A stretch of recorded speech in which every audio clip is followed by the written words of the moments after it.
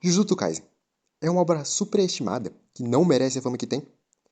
Vamos ver se o melhor anime dos últimos tempos, para alguns, é tudo isso mesmo. Mas só para deixar avisado, nesse vídeo terá spoilers do mangá. Se você está acompanhando apenas pelo mangá, recomendo que saia. Mas se você não liga, venha comigo para ver se Jujutsu Kaisen é tudo isso mesmo.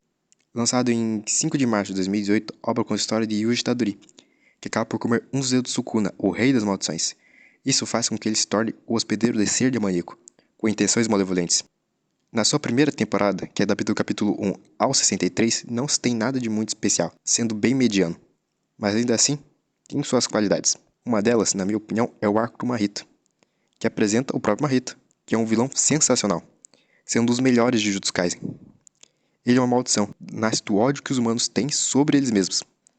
Isso faz com que ele seja um completo de um filho da puta. Ele mata sem escrúpulos, ele tortura sem escrúpulos, um completo cuzão. E acredito que todos os humanos são como eles. Só que o que impede que os humanos façam o que ele faz é as amarras da sociedade. Por isso que quando ele encontra Yuji, que é uma pessoa genuinamente boa, ele quer quebrá-lo, ele quer torturá-lo, matando os amigos dele e quem importa pro próprio Yuji.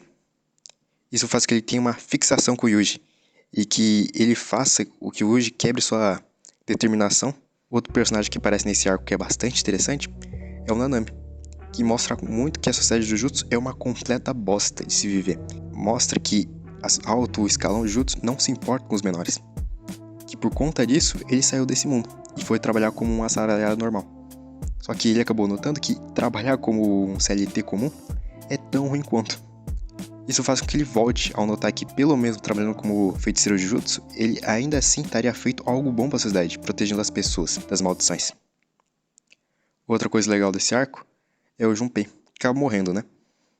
E isso mostra uma qualidade que o autor tem, na minha visão, que é ele ter coragem de matar seus personagens. Isso, na minha opinião, é uma qualidade, visto que muitos autores eles não têm coragem de acabar tirando esses personagens das histórias, fazendo alguma forma para eles voltarem.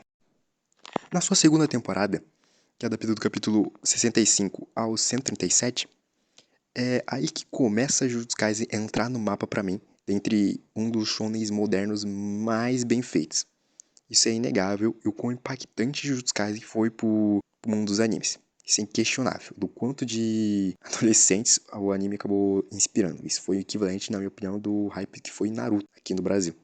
Essa temporada começa abordando o arco do passado do Gojo, que apresenta muito sobre como o pensamento do Gojo e do Geto, que era o vilão do Jujutsu Kaisen Zero, que antes passava de um supremacista, parecido com um certo pintor aí, e como eles acabaram mudando muito seu pensamento. Geto, que antes acreditava muito que os feiticeiros de Jujutsu serviam para proteger a humanidade, aqueles que eram mais fracos, ele muda totalmente seu pensamento por conta da morte da Rika e também por conta da morte do outro colega feiticeiro lá da Nami, que eu honestamente esqueci o nome. E também com a informação que os humanos criam as maldições.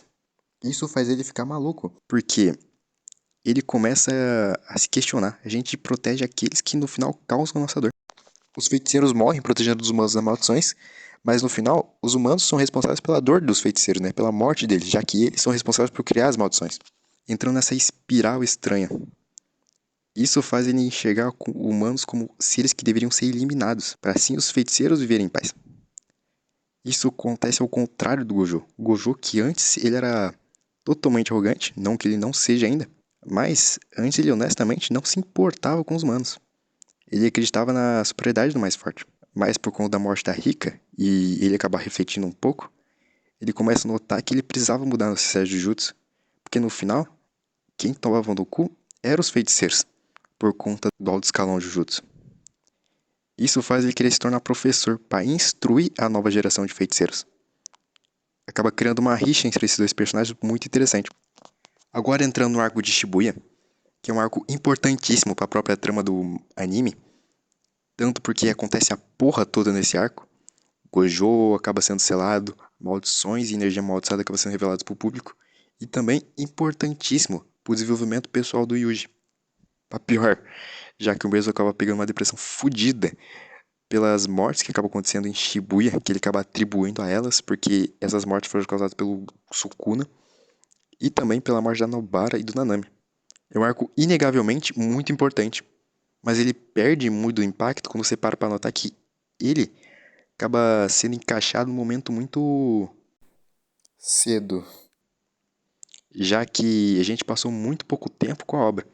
A gente não teve tempo suficiente para se importar com ninguém ali, nenhum dos personagens, o suficiente, pelo menos a maioria.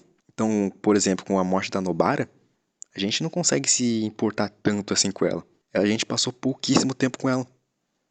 É lançado um flashback rápido sobre ela, sobre o passado dela, para o autor conseguir soltar pelo menos uma lágrima nossa, mas honestamente é bem ineficaz, pelo menos pra mim, porque a gente não teve lá muito motivos pra gente se importar com ela.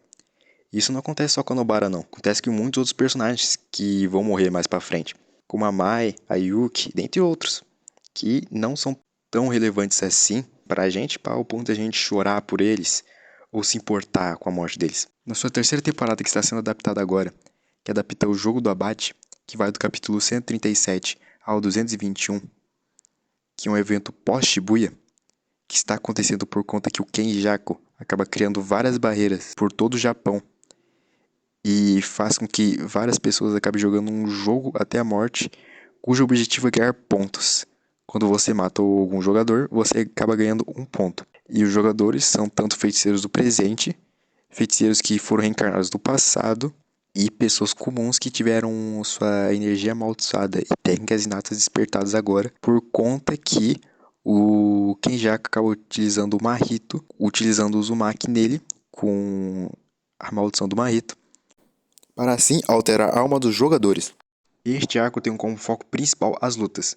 Eu, honestamente, gosto bastante desse arco, mas eu tenho que admitir que ele ainda assim tem seus problemas, como o abandono de tramas que seriam bastante interessantes, como a dos Estados Unidos estar invadindo o Japão para utilizarem as energias amaldiçoadas dos feiticeiros como uma fonte de energia alternativa. Mas essa trama é simplesmente abandonada muito rápido. Em 2, 3 capítulos, tudo é resolvido e é tratado como algo não tão importante assim para a trama. Obviamente, né, que o Kenjaku chama os estadunidenses para o Japão, ele que propõe essa ideia por conta para trazer mais pessoas e um acúmulo maior de almas para conseguir fazer o plano final dele lá. Mas ainda assim, ainda é meio inútil e poderia ter rendido muito mais para a história. Outro problema que eu me incomodo no jogo da Bat É que o abandono da possibilidade de um flashback da Era Heian é de uma maneira boa, né? Tudo que a gente sabe do Era Heian é sobre pequenos relatos de cada um dos personagens que viveram dessa época. Mas é muito bosta tudo isso. É um momento da história de Jujutsu Kaisen que é muito importante para ser tratado como qualquer coisa. A gente merecia muito mais do que só, tipo, o comentário de um carinha lá e foda-se. É muito bosta isso. Outra coisa que eu me incomodo bastante é eles citarem grupos ou personagens que, nossa, eles eram muito fodas e eu derrotei ele. Tipo, eu derrotei o esquadrão minha pica quadrada, que foda eu sou. Nem sei que são esses merda e nem sei a gente ser contextualizado sobre isso. Eles deveriam ter dado mais importância sobre tudo isso, cara. Muito bosta. Outro problema que você se nota no arco do jogo da Bat é o problema do world building de Jujutsu Kaisen, que, tanto por decisões que eu não acho muito corretas, como a centralização da energia amaldiçoada no Japão, que faz com que não tenha feiticeiros, não que não tenha, mas que seja praticamente impossível ter feiticeiros fora do Japão, por conta das barreiras do Tengen. Isso faz com que não tenha muita variabilidade no mundo de Jujutsu Kaisen. No que seria para ser a quarta temporada, que ainda não foi adaptada para anime, e que eu acho que vai ser adaptada por uma forma de filme, pelo menos o arco da luta contra o Gojo contra o Sukuna, que é adaptaria do capítulo 222 ao 275. Durante a luta do Sukuna contra o Gojo, muitos fãs ficaram tristes com a morte do próprio Gojo. Eu não me importei muito, já que estava meio claro quem ia acabar vencendo, já que o Gojo era o personagem que o Geikaku também mais odiava da obra dele, e se ele mata o personagem favorito dele, que é o Nanami, o que ele vai fazer com o personagem que ele não gosta? Então, meio foda-se pra mim. Mas o ponto que as pessoas mais criticaram foi durante a luta do Sukuna contra os feiticeiros, já que a luta estava se escalando mais ou menos assim. Parecia um feiticeiro novo, Sukuna enfrentava ele, Sukuna tirava alguma coisa do cu contra o feiticeiro morria, vem outro feiticeiro. Tava mais ou menos assim. Coisa que estava meio maçante de se acompanhar na época, coisa que eu concordo também, mas não acho que fez a luta ficar horrível, mas estava legal de acompanhar. Daria para resolver tudo isso apenas colocando a droga da luta do Hakari contra o Urahime, que não sei o porquê o Gegakutami não mostrou essa luta, aconteceu em off e foda-se, achei um desperdício muito grande. Mais um ponto que, na minha visão, fez começar a decair essa luta, foi no momento que apareceu o Yuta-Jo, né? O Yuta no corpo do Gojo. Que literalmente não serviu de nada pra porra da trama. Ele não muda em porra nenhuma pra favorecer os feiticeiros na luta contra o Sukuna. Ele faz toda aquela putaria pra não dar em porra nenhuma. Ele não controlava o corpo do Gojo direito, ele gastava muita energia, então não serviu de porra nenhuma. E no final ele tenta dar um vazio roxo com a técnica com a ajuda do Inumaki, né? Que ele manda o Sukuna ficar parado. Só que não muda porra nenhuma. O ponto que, na minha opinião, foi o momento que realmente Jujutsu Kaisen decaiu de verdade, foi o momento da volta do Nobara. Puta que pariu, que decisão desnecessária. Sério, não teve motivo algum pra volta dela. Não foi preparado, foi algo totalmente tirado do cu. Além de ser muito ruim pro personagem do Yuji. Ela só volta pra tirar a porra do 1v1 do Yuji contra o Sukuna. Eu sei que o Sukuna tava todo fudido porque ele enfrentou um monte de feiticeiro. Mas acho que era muito importante o momento que o Yuji tivesse um combate frente a frente contra a porra do Sukuna sem a ajuda de ninguém. O Yuji sempre dependeu de ajuda de outras pessoas para enfrentar os seus inimigos. Aconteceu durante toda a obra, e esse era para ser um momento que ele não dependesse de mais ninguém. E resolveria os seus problemas sozinho. Afinal, o Sukuna é a maldição do Yuji. Mas a volta ao bar é totalmente desnecessária nesse momento. Só quebra esse 1v1 do Sukuna contra o Yuji. Além disso, quebrar totalmente uma das maiores qualidades do Gegakutami, na minha opinião. Que era a sua capacidade de matar esses personagens sem eles voltarem, né? Ainda por cima, não foi só o Nobara que voltou. Yuta, Higuruma Yuta e Higuruma que acabam voltando. O Yuta até vai, mas porra, o Higuruma, ele teve uma morte muito fechadinha com o próprio personagem, condizendo muito com que ele acreditava, né, com sua filosofia. Eu achei muito desnecessária a volta dele. Além de não ter muito sentido. Que tipo, ele foi curado graças à energia reversa dele, ele tava inconsciente, como ele vai usar a porra energia reversa inconsciente? Tipo, pô, decaiu muito o Jujutsu Kaisen no seu final. Recapitulando, o Jujutsu Kaisen é um anime ruim mesmo? Não. Ele, durante sua maior parte do tempo, era um anime mediano, mas ainda assim tinha seus pontos de pico. Seus pontos de pico que era bastante bom e, de certa forma, foi revolucionário pro mundo dos animes. Do quão que ele impactou os mais jovens atualmente, que definitivamente foi dentre os mangás dessa nova geração, foi o que mais fez sucesso, isso é inquestionável. Mas eu acho que ele cagou muito no pau nos seus últimos capítulos. É como se o anime ficasse, tipo, automaticamente, tudo que ele construiu até aquele momento se tornasse uma bosta completamente. Não. Mas, honestamente, alguns errinhos e uma falta de tempo para se desenvolver os personagens e o mundo faz com que fique, de certa forma, raso.